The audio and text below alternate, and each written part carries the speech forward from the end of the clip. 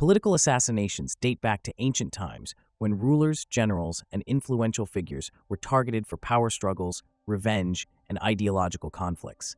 Today, we're looking into some of the most famous assassinations, like Abraham Lincoln's and Julius Caesar's, and analyzing how different civilizations have dealt with political murders and the aftermaths of them.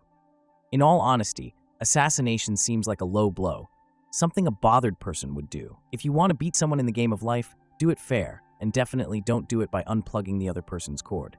Do it by giving them a kiss instead. On the butt. Okay, we're diving into one of the earliest known assassinations, which occurred with Pharaoh Teti of Egypt. Reigning from 2345 to 2333 BC, Teti founded the 6th dynasty of Egypt's Old Kingdom.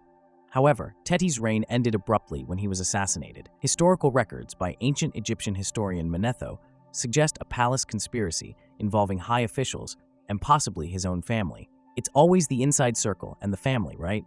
Although the details of his death remain mysterious, it set a precedent for future political upheavals and assassinations in the entire human history. Before we move forward, I want to assure you we're definitely going to tear out the details of the Trump assassination attempt as well in about 3 minutes, so grab a cookie and get comfortable. Next up, ancient Greece. Pillars and Zeus. Let's go. Assassinations significantly influenced ancient Greece, often greatly altering history. One of the most infamous assassinations was that of the Athenian general Alcibiades in 404 BC. Having switched allegiances multiple times during the Peloponnesian War, he made many enemies. Ultimately, he met his end in Phrygia, where he was assassinated under unclear circumstances, possibly at the behest of the Spartans. And no, he isn't the one who was kicked into a pit by Spartan king Leonidas. That man was a simple messenger, and no one knows the names of the messengers. Some of you listeners must be mailmen out there, but don't be sad. I'm sure your name will be remembered. And maybe one of the most well-known figures throughout history, we have the case of Alexander the Great. Although not definitely assassinated, his sudden death in 323 BC sparked numerous theories about potential poisoning or foul play. Alexander's demise led to the War of the Diadochi, a series of conflicts among his generals for control of his empire. Of course, the moment the greatest conqueror ever dies, people start fighting for his land. I bet he was poisoned, but it's one of the only facts in this video I can't prove is true. I just have this gut feeling about it, Just like you have a gut feeling about wanting a juicy ham sandwich right now. We'll get to the really good part in a minute or so if you really want to, you can go grab something from the fridge. I'll talk about some dry facts for a minute or so you won't miss much. Now, where were we? Ancient Greece, Sparta, right? The assassinations illustrate the political landscape of ancient Greece quite well, where power and betrayal were two sides of the same coin, and political killings happened rather often. But let's be honest, we can't talk about ancient Greece forever, so let's pick something weird to discuss next. In animal societies, power struggles often lead to violence. Among meerkats, dominant females control through intimidation, killing subordinate females who attempt to reproduce. This ensures the dominant female's genetic lineage. In chimpanzee groups, alpha males rule with force. Rival males or disruptors face lethal consequences, maintaining the alpha's position and mating privileges. And now here's a rather weird one, ants. But I guess that's something you would expect from ants, right? When an ant queen dies or weakens, workers may assassinate her to ensure the colony's survival. Immediate replacement with a suitable queen is crucial, safeguarding the colony from chaos and decline. In lion prides, power struggles are fierce. When a new male takes over, he often kills the cubs of the previous leader, eliminating the former male's genetic legacy and ensuring his own genes dominate. Lionesses may initially resist, but usually submit to the new dominant male. Wolves also maintain strict social hierarchies. The alpha pair leads the pack, and any challenge to their authority can result in exile or death for the challenger, ensuring pack stability. When an alpha weakens or ages, a younger member may challenge for dominance, sometimes leading to fatal conflicts. And yes, I mean lights out for the losing wolf, not a peaceful old age in an all-wolf 24/7 lamb buffet retirement home. Among insects, bees exhibit similar behavior. A new queen may kill rival queens upon taking over a hive. Worker bees also attack and kill unfavored queens, ensuring a single, strong leader for the colony's survival and productivity. But who wouldn't kill for a jar of honey, right? I mean, it's okay when the bees do it, but you really shouldn't, though. I know high-quality honey is really expensive and hard to get, but it's just not worth it. And even fish are not exempt from political struggles. In cichlid fish communities, dominant males control territories and breeding opportunities. Subordinate males may attempt to overthrow the dominant male, and these confrontations can be deadly, ensuring the dominant male's control over resources and mates. But that's enough with the birds and the bees. Let's take a deep turn into ancient Japan. And if you're back from the fridge by now, I suggest you rewatch the last minute, because I lied about the dry facts. It was rather fun, actually. But those of you who can resist a thought of a juicy ham sandwich and fresh apple juice, let's move right on. Ancient Japan, during its feudal era, experienced several pivotal assassinations that reshaped its history. One significant event was Tenmu's coup in 672 AD, leading to Prince Otomo's assassination. Tenmu, the future emperor, eliminated his rival to consolidate power, highlighting the brutal realities of succession struggles. Fast forward to 1219 AD, the assassination of Minamoto no Sanetomo is notable. Sanetomo, the third shogun of the Kamakura shogunate, was killed by his nephew Kugyo on the steps of Tsurugaoka Hachimangu Shrine. It's bad to get assassinated, but being killed by your own family, that's just outright dirty. The Sengoku period, spanning from 1467 to 1603, was rife with political turmoil and assassinations. A key example is the 1582 assassination of Oda Nobunaga, known as the Honnoji incident. Betrayed by his retainer, Akechi Mitsuhide, Nobunaga was forced to commit seppuku. Seppuku, also known as harakiri, is a ritualistic suicide practiced by samurai in feudal Japan. The practice involved the samurai stabbing themselves in the abdomen with a short tanto blade and drawing it from left to right, slicing open the stomach. This act was considered an honorable death, often performed to avoid disgrace or restore honor. Seppuku derives from the Japanese words setsu, meaning to cut, and fuku, meaning belly. This betrayal derailed Nobunaga's efforts to unify Japan, significantly altering the Sengoku power dynamics. The Edo period, spanning from 1603 to 1868, brought stability under the Tokugawa shogunate, yet assassinations persisted. A notable case is the 1701 incident with Asano Naganori. Provoked by Kira Yoshinaka, Asano attempted to kill Kira in Edo Castle, failed, and was ordered to commit seppuku. By now, I'm kind of feeling that we've had enough of Japanese assassination history, considering the video is only 23 or something minutes long, so let's move forward. If you sometimes feel like you'd want to hear more about a subject's history when watching our documentaries, be sure to let us know in the comments section below. I'll answer every single comment, I promise. But now, the region where one of the most infamous assassinations of all time took place. The one we've all heard about. "You too, Brutus," said Caesar before falling down, his back full of knives. Yes, it's ancient Rome, and yes, it's more political betrayal. And it's crazier than ever. In ancient Rome's political landscape, assassination realigned power dynamics, and oftentimes it happened so regularly that people didn't even really make a big deal of it. The earliest notable instance was Tiberius Gracchus's murder in 133 BC. As a popular tribune advocating land reforms, Tiberius threatened the Roman elite's interests. His death marked a turning point, revealing the Senate's willingness to use lethal means to protect their status. The most significant assassination was Julius Caesar's in 44 BCE. The Ides of March became infamous when Caesar was stabbed 23 times by conspirators led by Brutus and Cassius, who believed Caesar's increasing power endangered the Republic. His murder led to the downfall of the Roman Republic and the rise of the Roman Empire under Augustus. But political assassinations in Rome extended beyond the Gracchi brothers and Julius Caesar. In 96 CE, Emperor Domitian was assassinated by court officials due to his autocratic rule and paranoia. His increasingly oppressive tactics alienated the Senate and his court, resulting in a conspiracy that ended his life. As said, political assassinations were a recurring trend in Rome, with many emperors meeting violent ends.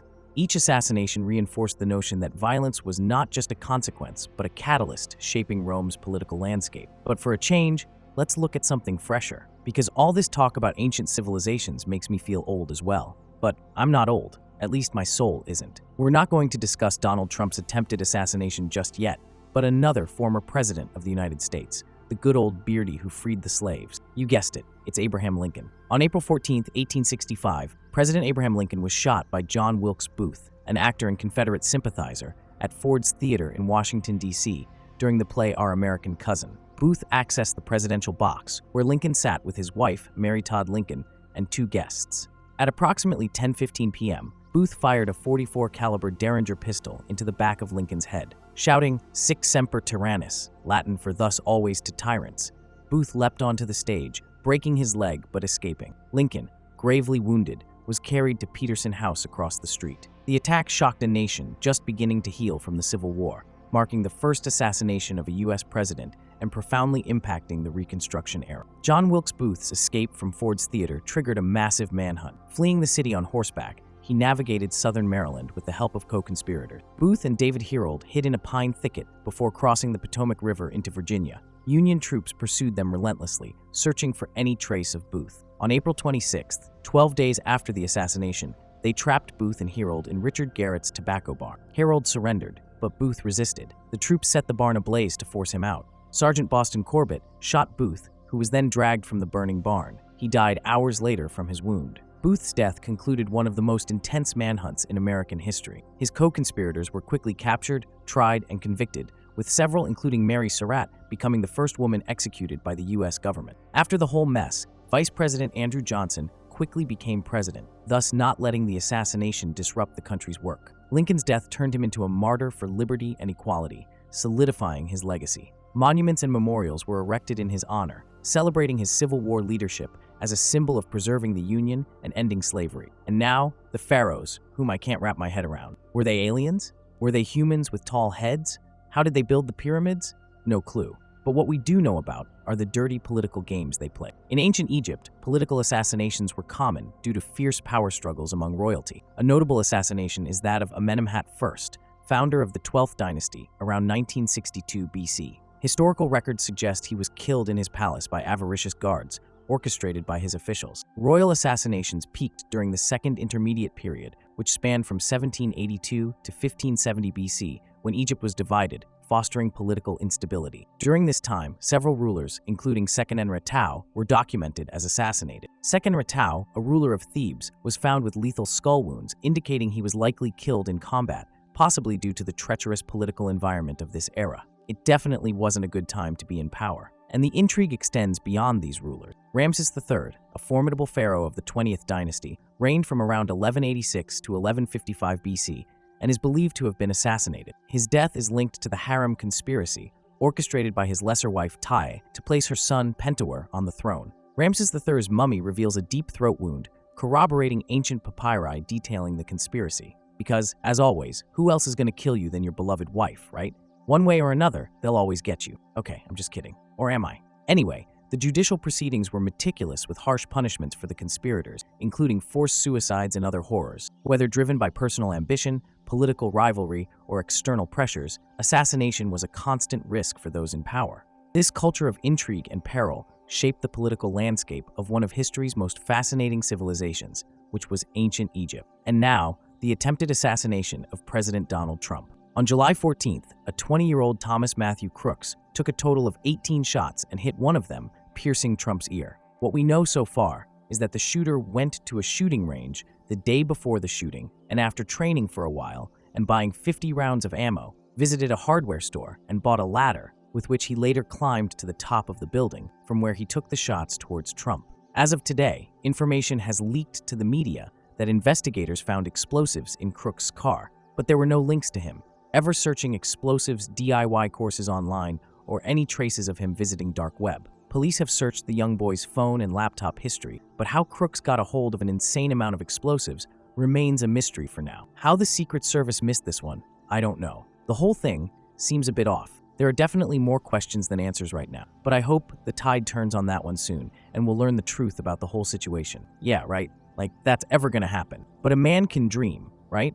But there are pieces of history that are not hidden from us, or not as hidden as other parts of history. And one of these parts is the medieval period in Europe, spanning from the 5th to the late 15th century, which saw numerous assassinations driven by power struggles, political maneuverings, and religious conflicts. And why not check a few of the most interesting plots out from this dark and mysterious period? The complexity of feudal societies and shifting alliances often fostered conditions for political assassinations. One of the earliest recorded instances is the assassination of John the Fearless, Duke of Burgundy, who was assassinated during the 100 Years' War, a prolonged conflict between England and France. This event was deeply tied to internal French politics. John, a key figure in the Burgundian faction, opposed the Armagnac faction. Seeking a truce, he met with Dauphin Charles, the future Charles VII, on a bridge in Montereau. The meeting turned violent, and John was killed by the Dauphin's supporters. This assassination drastically altered France's political landscape, ending any hope of reconciliation between the factions and intensifying the civil war. It also shifted the course of the 100 Years' War, as the Burgundians allied with the English against the Armagnac. And maybe the most influential assassination from the Middle Ages was the assassination of King Przemus II of Poland in 1296 is a pivotal event. Przemus II aimed to unify Poland during a time of fragmentation and internal strife. Crowned king in 1295, his reign immediately faced challenges from both internal and external forces. On February 8, 1296, while traveling through Rogozno, Przemus II was ambushed and killed. The identity of his assassins remains debated, with theories suggesting motives linked to opposition from local nobles or rival claimants, possibly with German backing. His death plunged Poland into further chaos, illustrating how the assassination of a ruler could destabilize a nation and alter its historical trajectory. Assassinations like that of Przemus II were not isolated, but part of broader patterns of conflict and power struggles that shaped the medieval political landscape. But hey, before we wrap this up, let's look at some 20th century assassinated celebrities as well, because maybe you're so old that you've even met them. For you to have seen our next guest, you'd have to be born before November 22, 1963. You probably already know who I'm talking about. One of the most weird cases of assassinations and the aftermaths of it. Yes, it's JFK and his mind-blowing assassination, as one might say. On November 22, 1963, President John F. Kennedy was assassinated in Dallas, Texas. At 12:30 p.m., while riding in an open-top convertible through Dealey Plaza, he was shot twice, once in the back and once in the head. The motorcade rushed to Parkland Memorial Hospital, but the wounds were fatal. At 1 p.m., Kennedy was pronounced dead. Rest in peace, dear President. The Texas School Book Depository immediately became the investigation's focal point. Eyewitnesses reported seeing a rifle in the 6th floor window. A bolt-action rifle was found there. Lee Harvey Oswald, an employee at the depository, was arrested at 1:50 p.m. in a nearby theater and charged with the assassination. 2 days later, while being transferred to the county jail, Oswald was shot and killed by nightclub owner Jack Ruby. President Lyndon B. Johnson established the Warren Commission to investigate the assassination. A year later, the commission concluded that Oswald acted alone, a finding widely disputed. The assassination sparked numerous conspiracy theories, suggesting involvement by the CIA, the Mafia, or even Vice President Lyndon B. Johnson. In 1979, the House Select Committee on Assassinations stated that Kennedy was likely killed as a result of a conspiracy, but did not identify other gunmen or groups involved. JFK's assassination profoundly impacted American politics and culture, heightening Cold War tensions and prompting debates on national security. It led to the Presidential Succession Act and the Secret Service's Protective Mission Panel to better safeguard future presidents. Public skepticism of the official account endures. Films like Oliver Stone's JFK and numerous books have rekindled public interest and controversy. Many still question the Warren Commission's conclusions, a sentiment shared by public figures and historians. In 1992, the President John F. Kennedy Assassination Records Collection Act mandated the release of related government records, resulting in the declassification of thousands of documents, though some remain sealed. The assassination definitely altered Americans' views of their leaders and government, fostering distrust. The enduring mystery ensures its place as a pivotal moment in American history, continuing to captivate and provoke debate decades later. And it still gives me the chills, to be honest. And last but not least, here's the story of how World War I started. And I haven't simply gone crazy and changed the subject entirely. World War I actually started from an assassination. It all began with the assassination of Archduke Franz Ferdinand of Austria-Hungary on June 28, 1914, in Sarajevo by Gavrilo Princip, a Bosnian Serb from the nationalist group Black Hand. The group sought to end Austro-Hungarian rule over Bosnia and Herzegovina. Europe was already politically tense, with major powers entangled in alliances and military posturing. The assassination ignited this volatile situation. Austria-Hungary, backed by Germany, issued an ultimatum to Serbia, home of the nationalist group. Serbia's response was deemed unsatisfactory, leading Austria-Hungary to declare war on Serbia on July 28, 1914. The conflict quickly escalated as alliances drew other major powers into the war. Russia mobilized to support Serbia, prompting Germany to declare war on Russia. France, allied with Russia, entered the conflict, leading Germany to invade Belgium to outflank French forces. This violation of Belgian neutrality brought Britain into the war, marking the start of World War I. This warfare led to devastating casualties, with both sides suffering heavy losses without significant territorial gains. New military technologies, including tanks, machine guns, and poison gas, contributed to unprecedented destruction. Mobilization efforts affected entire populations, causing economic strain and widespread social changes. Governments extended control over economies, societies, and propaganda to sustain the war effort. The assassination that triggered the conflict spiraled into a 4-year confrontation involving millions globally. The repercussions of World War I would be felt for decades. radically altering national borders, economies, and societies, and setting the stage for more complex future conflict. I'm glad you watched the video until the end. If you did enjoy the content, be sure to smash the like and subscribe buttons, and definitely go watch our other documentaries as well. I hope you found the last 20 minutes of your life fun and educational. Your one and only history provider, History But Fast.